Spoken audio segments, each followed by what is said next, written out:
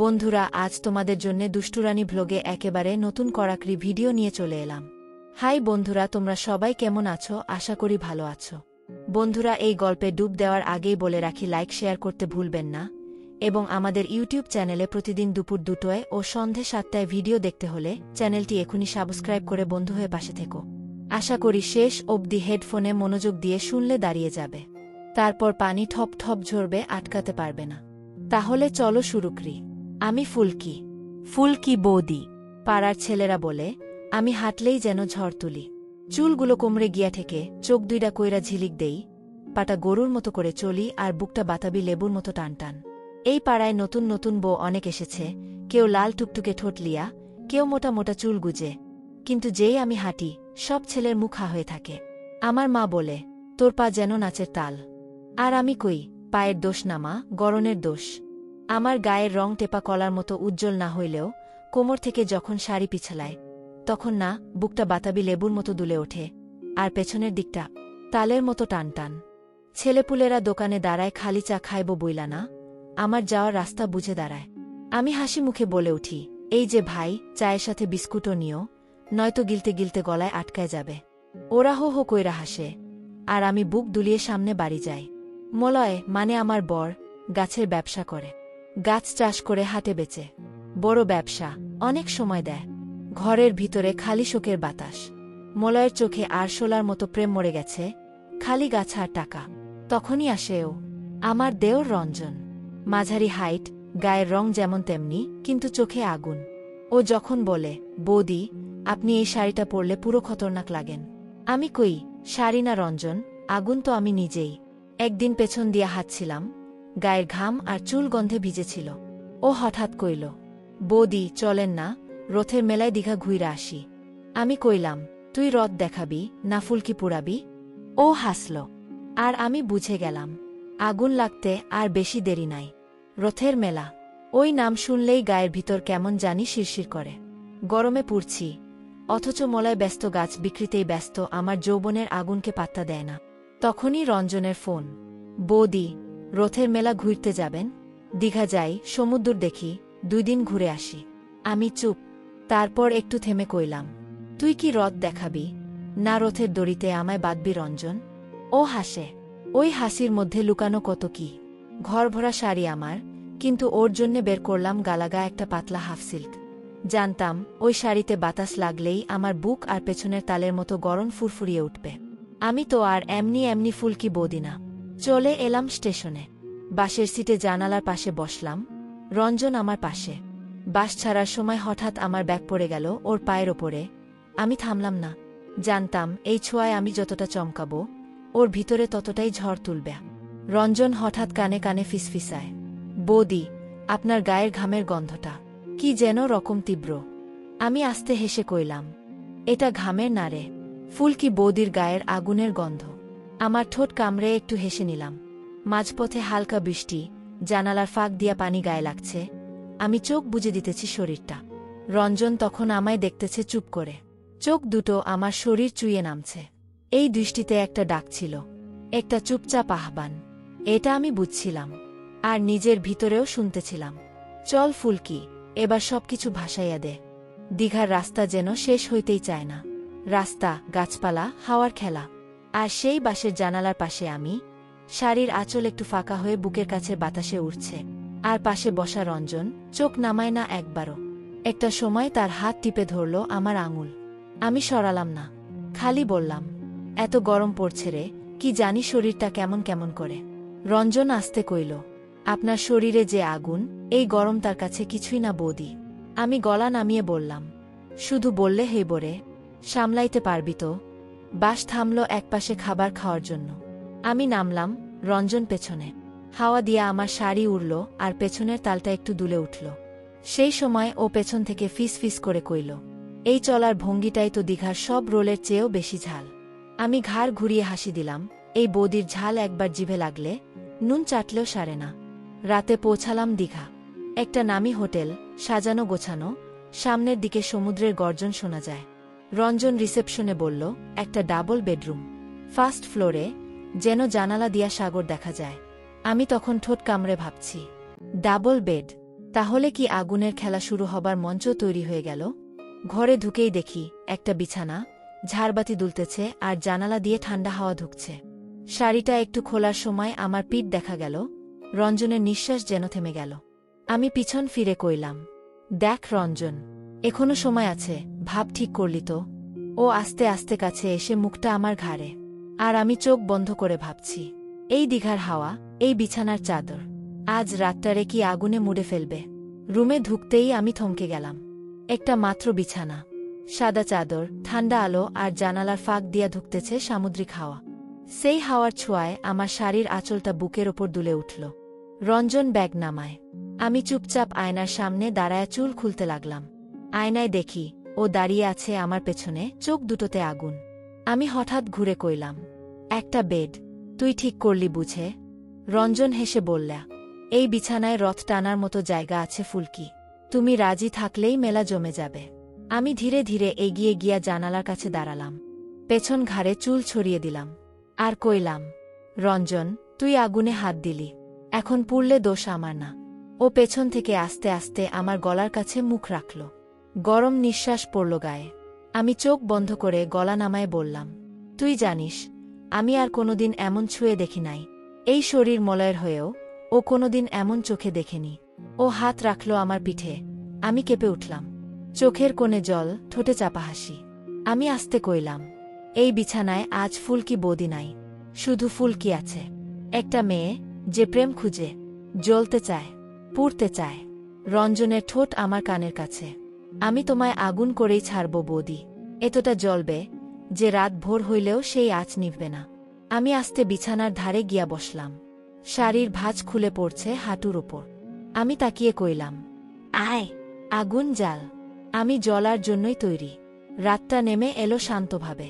দিঘার হোটেলে তখন বাইরে থেকে ভেসে আসছে ঢেউয়ের গর্জন। আর ঘরের ভিতরে, আমার বুকের ভেতরে উঠছে একরকম ঢেউ, অন্যরকম এক জোয়ার। রঞ্জন বলল, চলো বৌদি, খাবার নিয়ে আসছি, তুমি রেডি হয়ে নাও, আজ তোমারে একটু চিংড়ি মাছ খাওয়াবো। আমি কইলাম, শুধু মাছে যদি ক্ষুধা মেটে, তাইলে তুই এখনো বাচ্চা, আমি তোর অন্য ক্ষুধাও চিনি রে রঞ্জন। ও হেসে বাইরে গেল। আমি আয়নার সামনে চুল বাঁধতে বাঁধতে শাড়িটা একটু নিচে নামালাম। গলার খাজ আর পিঠের মাঝামাঝি লুকানো জায়গাটা বের হয়ে গেল। জানি, আজ রাতে আমার শরীর কথা বলবে, ভাষা হবে চোখের, ঠোঁটের আর নিঃশ্বাসের। রঞ্জন ফিরল, খাবার টেবিলে প্লেট রাখল, চিংড়ি ভাজা, হালকা ভাত আর সঙ্গে দুপেয়ালা লেবু জল। ও বলল, বৌদি, আজ আমি আপনাকে খাওয়াবো।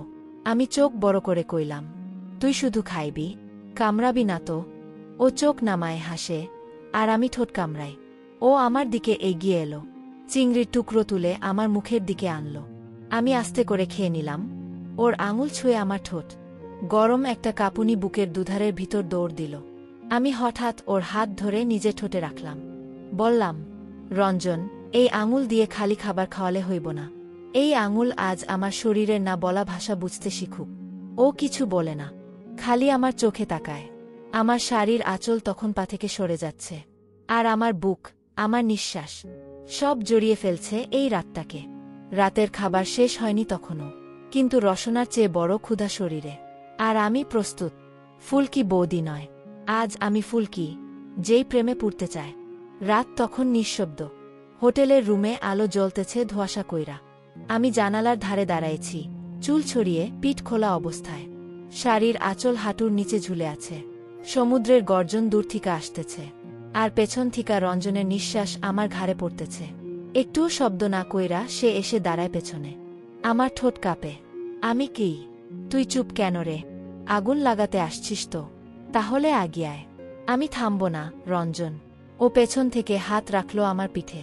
একটা আঙুল আমার শাড়ির গিটের কাছে ঘোরে। আমার চোখ বুজে আসে, নিঃশ্বাস ভারী হয়। আমি জানালার কাছে থেকে যাই। ফুলকি বৌদি, ওর গলা কাঁপতেছে। তোমায় আজ ভালো করে দেখি। তুমি শুধু রূপ না, না ছুঁইলে যেন মরুভূমি হয়ে যায়। আমি কাঁপা গলায় কইলাম, তুই বৌদি ডাকিস না আজ। আজ তোর বৌদি নাই, আজ আছি ফুলকি, একটা মেয়ে, যে এই জানালার আলোর নিচে সব শরীর খুলে প্রেম খুঁজে। ও আমার কানে কানে কইল, এই জানালার পাশে দাঁড়িয়ে তুমি আমার পৃথিবী হয়ে গেছ। আমি চোখ বুঝলে তুমিই দেখি, আমি ঠোঁট ছুঁইলে তোমারই গন্ধ পাই। আমি এক পা ঘুরে ওর দিকে তাকালাম। চোখে চোখ পড়ে গেল। বাকিটা চোখে ছিল, ঠোঁটে ছিল, শরীরে ছিল। আমরা জানালার পাশে দাঁড়ায়া, সমুদ্রের হাওয়া আর শরীরের নোনতা গন্ধে নিজেদের মিশায় ফেললাম। ভোর পর্যন্ত আমরা দুজনই, আমি ছিলাম না। দুজনেই এক শরীর, এক আগুন। রাত মাঝপথ পার হয়েছে। জানালার হাওয়া ঠান্ডা, কিন্তু ঘরের ভিতরে, আমার বুকের ভেতর, আমার রক্তে, আমার শিরায় জ্বলতেছে আগুন। আমি শুইয়া আছি বিছানায়, সাদা চাদরের উপর, পা গুটিয়ে, চুল ছড়ায়। শাড়িটা আধা খুলে আছে। আর রঞ্জন আমার সামনে হাঁটু গেড়ে বসে। ওর চোখে তাকালে বোঝা যায় সে প্রেম করতে আসেনি আজ। সে এসেছে পুড়তে, আমার সাথে মিশে যাইতে। আমি হাত বাড়িয়ে ওর চুলে আঙুল রাখলাম। বললাম, তুই জানিস রঞ্জন, আমি ফুল, কিন্তু এই ফুলে কাঁটা আছে। তুই ধরবি, রক্ত তো হবেই। ও আমার ঠোঁট কামড়ে বলল, তুমি ফুল নো বৌদি, তুমি আগুনে ফোটা রক্তজবা। আমি চোখ বন্ধ করলাম। ওর হাত আমার কাঁধে, পিঠে, শরীর জুড়ে এক এক করে ঘুরে বেড়াতে লাগল। আমি বললাম, মলয় কোনোদিন জানে নাই আমার শরীরও রঞ্জনের। কিন্তু তুই রঞ্জন, আজ আমার না বলা ভাষা শিখে গেছিস। ও বিছানায় আমার পাশে এলো, আমার পিঠের দিকে মুখ রেখে কইল, এই শরীরটা শুধু মলয়ের না। এই শরীরটা, এই গন্ধ, এই কাঁপুনি, সব আমার হয়ে গেছে। আমরা একসাথে হইলাম, আলতো করে, আস্তে আস্তে, কখনো গর্জন, কখনো কান্না, কখনো নিঃশব্দে একসাথে গলে পড়লাম। রাতের ঘড়িতে তখন ৩টা। আমি ওর বুকে মাথা রেখে ফিসফিস করে কইলাম, রঞ্জন, আজ তুমি শুধু আমার শরীর না, আমার ভিতরটা পর্যন্ত পুড়িয়ে দিলে। সে বলল, আগুনে পুড়তে চাইলে ফুলকি, তবে তোমার মতো আগুনে জ্বললেই মজা হইব। আর আমরা জ্বললাম। বিছানার চাদর সাক্ষী থাকল। ফুল আর আগুন এক হয়ে গেলে শরীরও প্রেম হয়ে যায়। ভোর হইছে। দীঘার সমুদ্র তখনও গর্জে উঠছে ধীরে ধীরে। আর আমি চুপচাপ শুয়ে আছি, রঞ্জনের বুকে মাথা রেখে। ওর নিঃশ্বাসটা ধীরে ধীরে পড়তেছে আমার কপালে। কিন্তু ও আজ চুপ। আমি চোখ মেলে তাকালাম। রুমের আলো নিভে গেছে। চাদরের কোনা পায়ে জড়িয়ে আছে। আর শরীরে এখনো আমার রাত্রির জ্বলন বাকি। আমি ধীরে কইলাম, রঞ্জন, চুপ কেন রে? তুই আগুনে পুড়ালি, আর এখন চুপচাপ? ওর চোখে কেমন জানি একটা ভয়। ও বলল না কিছুক্ষণ। তারপর আস্তে কইল, বৌদি, আমি ভয় পাই। এই পাপ কি আমরা বুঝতে পারব? আমি ওর মুখে হাত রাখলাম। নরম গলায় বললাম, ভয় পাইস না রে।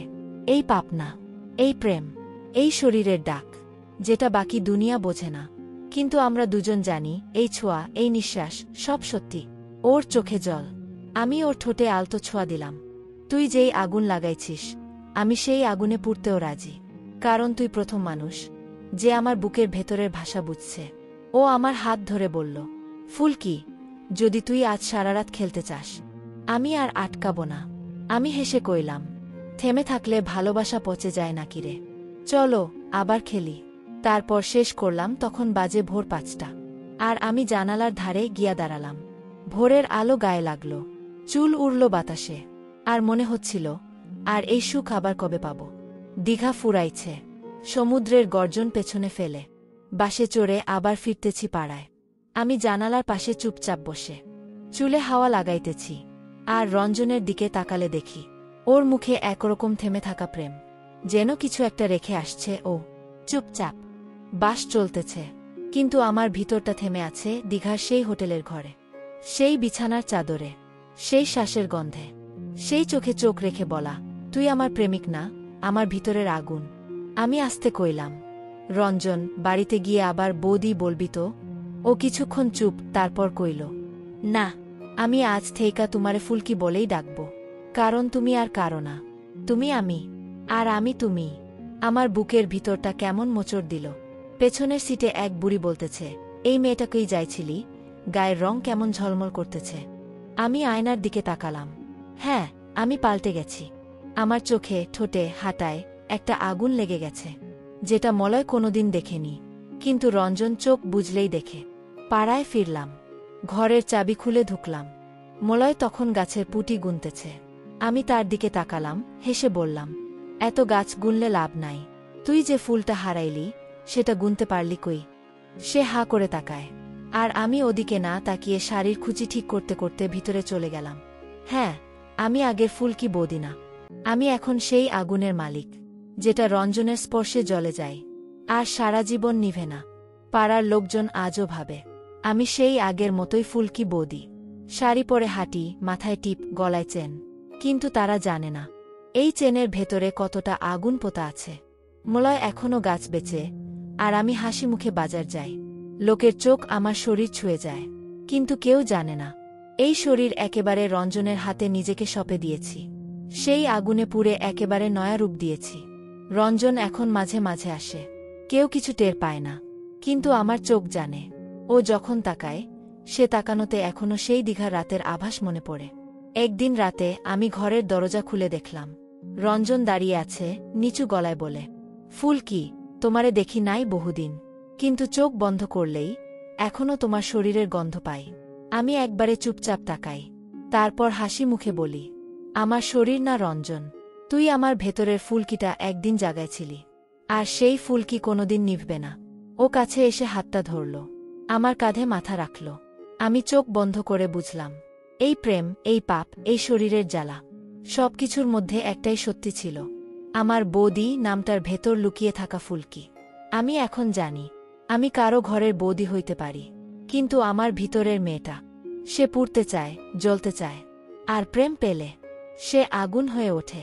বন্ধুরা, ভিডিওটি কেমন লাগলো অবশ্যই জানিও লাইক করে। আর এই ধরনের ভিডিও দেখতে হলে লাইক ও শেয়ার করে চ্যানেলটি সাবস্ক্রাইব করে পাশে থেকো, যাতে পরবর্তী ভিডিওর নোটিফিকেশন খুব সহজেই পেয়ে যাবে। ভালো থাকবেন, সুস্থ থাকবেন, দেখা হবে পরের এক ধামাকাদার ভিডিওর সাথে।